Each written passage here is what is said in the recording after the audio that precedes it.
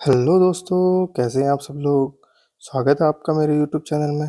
दोस्तों, हमारी भारतीय इतिहास के बारे में बात चल रही थी और वन लाइनर क्वेश्चनों में हम बात कर रहे थे। तो इससे पहले हमने सिंधु घाटी सभ्यता और उससे पहले हमने प्रागैतिहासिक काल के बारे में बात की थी। आज हम बात करने वाले हैं ऋग वैदिक काल एवं उत्तर वैदिक काल के बारे में। इंपॉर्टेंट रहेंगे, वन लाइनर क्वेश्चन है, कहीं ना कहीं पेपरों में आए हुए क्वेश्चन है। तो हम वहीं से शुरू करते हैं और पहला क्वेश्चन है, उपनयन समारोह से तात्पर्य है। तो क्या है? बच्चों को पवित्र जनेऊ धारण कराया जाता है। क्या कराया जाता है उपनयन समारोह में? बच्चों को पवित्र जनेऊ धारण कराया जाता है। अगला है, वैदिक काल में स्त्रियों की स्थिति क्या थी? कैसी थी? स्त्रियों की स्थिति कैसी थी? उच्च थी। चार वेदों में प्रथम वेद है कौन सा? ऋग्वेद। प्रथम वेद कौन सा है? ऋग्वेद है। भारत में मूर्ति पूजा शुरू हुई थी। तो मूर्ति पूजा का प्रारंभ कब से हुआ था? आर्यों के काल से ही, पूर्व से ही आपका ये था। ठीक है, तो ये इंपॉर्टेंट क्वेश्चन है, ये आ सकता है, ये बहुत बार पेपर में आया भी है। पूर्व वैदिक काल में समाज के विभाजन का आधार क्या था? तो समाज के विभाजन का आधार क्या था? पेशा था।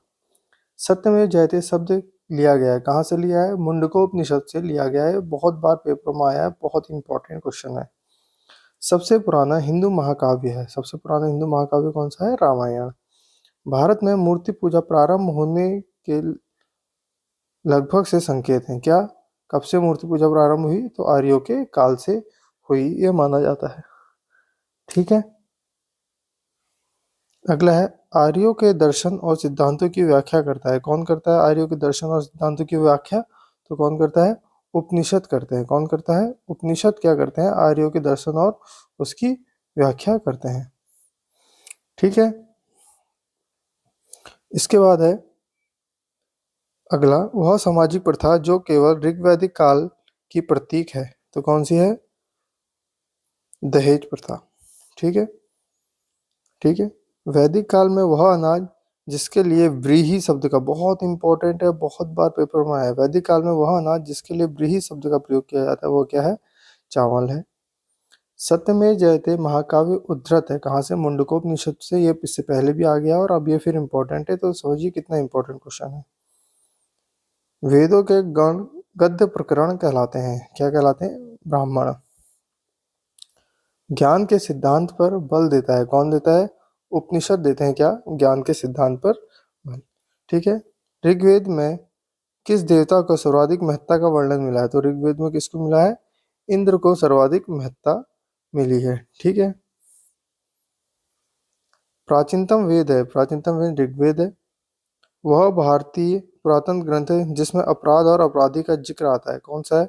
अर्थशास्त्र, मनुस्मृति और न्याय मीमांसा। शतपथ ब्राह्मण और तैत्तिरीय ब्राह्मण के ब्राह्मण मूल पाठ है। कौन है? यजुर्वेद है। ऋग्वेद में निहित गायत्री मंत्र समर्पित है। किसको समर्पित है? सविता को समर्पित है। ये इंपॉर्टेंट है, ये बहुत बार आया हुआ है। ऋग्वेद में निहित गायत्री मंत्र किसको समर्पित है? सविता को समर्पित है। इसके बाद है, सर्वाधिक प्राचीन पुराण है। तो सर्वाधिक सबसे प्राचीन पुराण कौन सा है आपका? मत्स्य पुराण सर्वाधिक प्राचीन पुराण है। इसको आप याद कर लीजिएगा।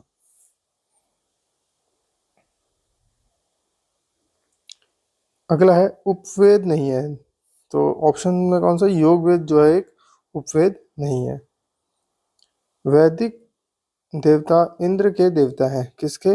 इंद्र किसके देवता हैं? वर्षा व चक्रवात के देवता किसको कहा गया है? तो इंद्र को कहा गया है। ठीक है, वैदिक देवता इंद्र किसके देवता हैं? वर्षा और चक्रवात के देवता हैं।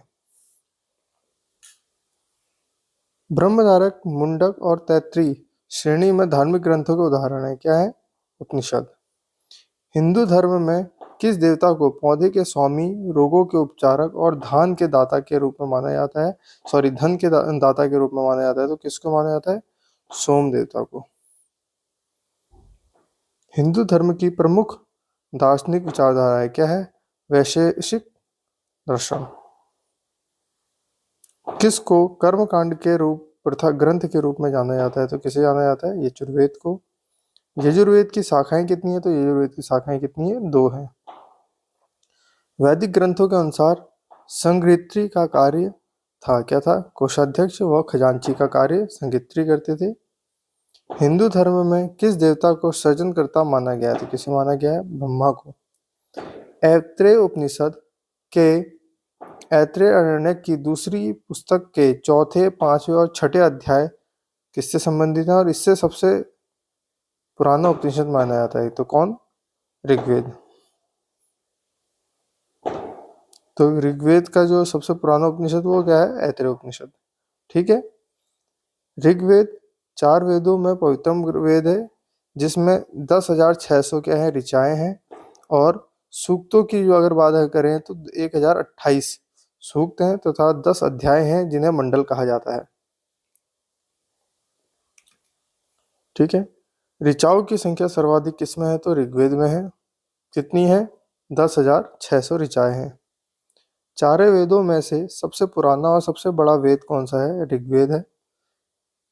प्रारंभिक हिंदू दर्शन में जीवन के कितने चरण आधारित हैं? तो कितने चरण आधारित है? 4। चारों वेदों में से किस वेद को यज्ञ सूत्रों के वेद के रूप में जाना जाता है, जिसमें समान उद्देश्य के लिए इच्छित छंदों के साथ साथ विभिन्न संस्कारों के लिए अपनाए जाने वाले गद्य सूत्र भी शामिल है? तो कौन सा है वो? यजुर्वेद। उपनिषद शब्द में उपशब्द दर्शाता है क्या? निकटता। ऋग्वेदों के स्रोतों को किस रूप में जाना जाता है? तो कौन से? सूक्त के रूप में जाना जाता है। किस वेद को गीत की पुस्तक, मंत्रों का वेद या गीत का योग भी कहा जाता है? देखिए ये इंपॉर्टेंट है। मंत्रों का वेद किसे कहा गया है? सामवेद को। गीत का योग किसे कहा गया है? सामवेद को। और गीत की पुस्तक किसे कहा गया है? सामवेद को। तो कौन सा वेद है वो? सामवेद है, जिसे गीत की पुस्तक, मंत्रों का वेद या गीत का योग भी कहा गया है। सबसे पुराना वेद है कौन है? ऋग्वेद। ऋग्वेद में ऐसे कितने मंत्र हैं जिसमें अप्रमाणिक वल्खिल्य भजन शामिल हैं? तो कितने मंत्र हैं? 1028 मंत्र हैं। वेदों का निरुक्त अंग जटिलता, अर्थ और व्याख्या के लिए प्रसिद्ध है। कौन सा? निरुक्त। भारत का राष्ट्रीय आदर्श वाक्य सत्यमेव जयते अर्थात सत्य की हमेशा विजय होती है किस प्राचीनतम शास्त्र के उद्धत एक मंत्र है? तो किससे है? मुंडकोपनिषद से। धनुर्वेद यजुर्वेद का उपवेद है। इसका संबंध किससे है? धनुर्वेद का संबंध आपका किससे है? युद्ध कौशल से है। किस वेद में संगीत से संबंधित ज्ञान संग्रहित है? तो किसमें? सामवेद में। अभी हमने बात की थी कि सामवेद को क्या कहा जाता है? सामवेद को गीत की पुस्तक, मंत्रों का वेद और गीत का योग भी कहा जाता है। वेदों को इंडो आर्यन सभ्यता का सर्वप्रथम साहित्यिक अभिलेख माना जाता है। इसमें शामिल चारों वेदों में ऋग्वेद, सामवेद, यजुर्वेद और चौथा वेद कौन सा है? अथर्ववेद है। कौन सा है? अथर्ववेद। मुंडक उपनिषद किससे संबंधित है? तो किससे है? अथर्ववेद से संबंधित है। भारत की वैदिक काल अवधि कब तक चली? तो कब से कब तक चली है? 1500 से 500 ईसा पूर्व तक चली है। अगला है जादुई अनुष्ठानों और वशीकरण के बारे में कौन बताता है? अथर्ववेद। तो अथर्ववेद में ही आपके जादुई अनुष्ठान और वशीकरण की चर्चा की जाती है। तो कौन बताता है? अथर्ववेद बताता है। अगला है यजुर्वेद में यजुर का अर्थ क्या है? बलिदान। किस वेद में बीमारियों का उपचार दिया गया है? तो किसमें? अथर्ववेद में बीमारियों का उपचार दिया गया है। किस उपनिषद में वसुदेव कुटुंबकम शब्द का उल्लेख किया गया है? कौन सा? महाउपनिषद में। उपनिषदों में से कितने उपनिषद मुख्य माने जाते हैं? तो कितने उपनिषद हैं टोटल? 108 उपनिषद हैं, जिसमें से कितने? 11 उपनिषद ही मुख्य माने जाते हैं। सबसे पुराना उपनिषद कौन सा है? छांदोग्य उपनिषद है। प्रारंभिक भारतीय दार्शनिक के अनुसार प्रत्येक वस्तु कितने मूल तत्वों से बनी हुई है? 5 मूल तत्वों से बनी हुई है। ऋग्वैदिक युग में नर देवता पौधों के देवता थे। कौन थे? सोम देवता। प्राचीन काल में आर्यों के जीविकोपार्जन का मुख्य साधन क्या था? कृषि एवं पशुपालन। अगला है पुराणों के पांचों लक्षणों का उल्लेख मिलता है किसमें? मत्स्य पुराण में। अष्टक किसे कहा जाता है? तो अष्टक भी किसे कहा जाता है? ऋग्वेद को कहा जाता है। निम्न में से कौन वेदांग नहीं है? तो कौन नहीं है? स्मृति क्या है? वेदांग नहीं है। वैदिक कालीन प्रशासन में भागदू अधिकारी क्या कहलाता है? राजस्व कर जमा करने वाला ही आपका भागदू अधिकारी कहलाता था। वह ग्रंथ जिसमें आयुर्वेद शब्द का प्रयोग हुआ है वो कौन सा है? ऋग्वेद। महाभारत ग्रंथ का उपनाम क्या है? सत संहित्री संहिता। गायत्री मंत्र के नाम में प्रसिद्ध मंत्र सर्वप्रथम मिलता है किसमें मिलता है गायत्री मंत्र का? ऋग्वेद में। ऋग्वेद की मूल लिपि क्या थी? तो कौन सी थी? ब्राह्मी लिपि थी। ऋग्वेद पर आधारित संकलन है कौन सा? सामवेद। ऋग्वैदिक धर्म था कैसा था? बहुदेववादी धर्म था।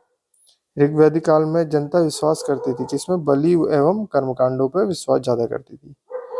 गोत्र शब्द का प्रयोग सर्वप्रथम हुआ था कहाँ हुआ था? ऋग्वेद में हुआ था।